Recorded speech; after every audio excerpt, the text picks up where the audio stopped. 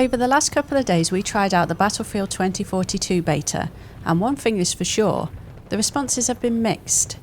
In this video I'll give a quick roundup of what was in the beta and our first impressions. As it was only a beta, this isn't necessarily an accurate look of what the game would look like on release.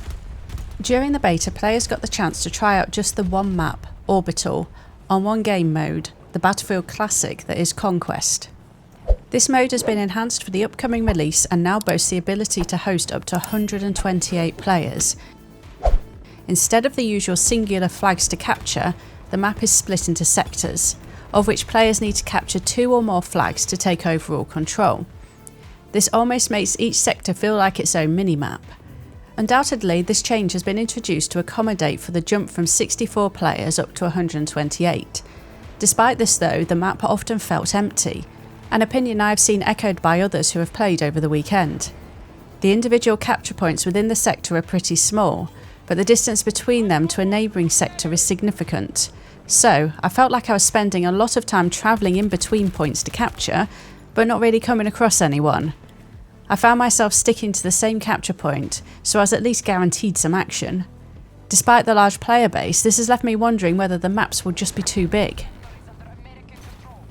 DICE have confirmed that the beta build is a few months old, and released a list of known issues with the gameplay ahead of the beta going live. We experienced several bugs ourselves, so let's get into that.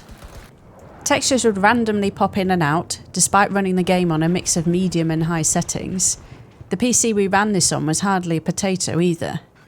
All types of aircraft were rubber banding in the air, and ragdoll physics on character models were going absolutely crazy, which has made for some funny montage videos at least. Every time I loaded into the map, I found that I was unable to pick any weapons or specialists. I had to spawn in to see what I had, then I could only change it after I died. I also found that I couldn't load the game up properly at all if I made the mistake of minimising the window when the game was still loading. This led me to having to restart it a few times. The sound design seems somewhat muted, with a map full of 128 players shooting, flying and driving. It all seemed very quiet and flat. Weapons sounded weak and some of the explosions were lacklustre. Not the immersive Battlefield experience I was hoping for. I would say for this build the sound design clearly isn't complete, and I'm hoping that it's the case that the audio files just need a bit of fine tuning in time for release. Battlefield games don't have a reputation for poor sound design, so I am hoping this will be resolved in time, if it hasn't been already. Graphically the game looks how I would expect from a next-gen title. Although it looked great, changing the graphics settings didn't really affect my FPS as much as it should have. It feels like there is some further optimisation needed here. After a bit of tweaking though, I did manage to get the game running anywhere between 70 and 100 FPS, but it fluctuated a lot.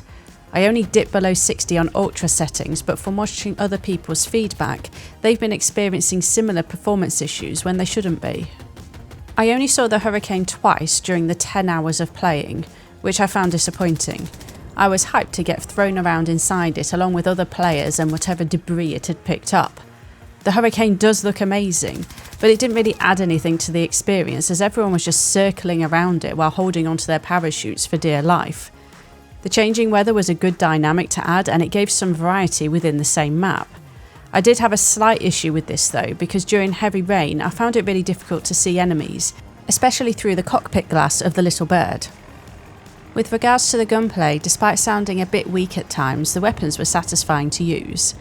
There was an acceptable selection for the beta, and I was a huge fan of the T system. This allows players to customise their weapons on the go. I found this really useful for getting the hang of the different scopes and magazines much quicker than it would normally take. There is also a huge benefit to being able to change your scope depending on the situation you're in at the time. Despite this being a positive addition for me, I still found there to be some balancing issues that need to be addressed. It's quicker to change the type of magazine than it is to reload, which doesn't seem right. Finally, we come to the different classes, known as specialists. Battlefield 2042 has changed up the class system completely, and the use of specified classes is now gone. Each specialist does have a specific trait and a piece of equipment, but you can equip them with whatever weapon you like. I know a lot of Battlefield fans aren't keen on this and have been labelling the game Battlefield Warzone. I found that this change did take some getting used to, and currently, again, there are a lot of balancing issues. For example, when playing as the medic, it's quicker to shoot the ground and walk over it than holding the 3 key to heal yourself. I'm of the opinion that if they're able to properly balance the specialists and their traits, it would definitely add a positive new take to squad-based gameplay.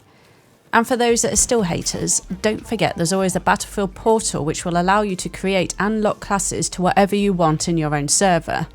In my opinion, this is the closest DICE will ever get to giving players the best of both worlds. Plus, I'm really excited to see what wacky game modes people create within the portal. Despite its flaws, I actually really enjoyed the beta. Yes, it was chock full of bugs. It could be optimised a lot more, and the map probably wasn't the best of choices. But for me, it still has the core of a Battlefield game. It just needs a bit more love before it's ready for release.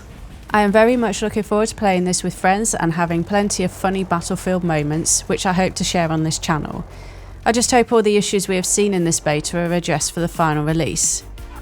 Let me know what you thought of the beta in the comments too. Has it put you off purchasing the game, or will you be getting it on release anyway?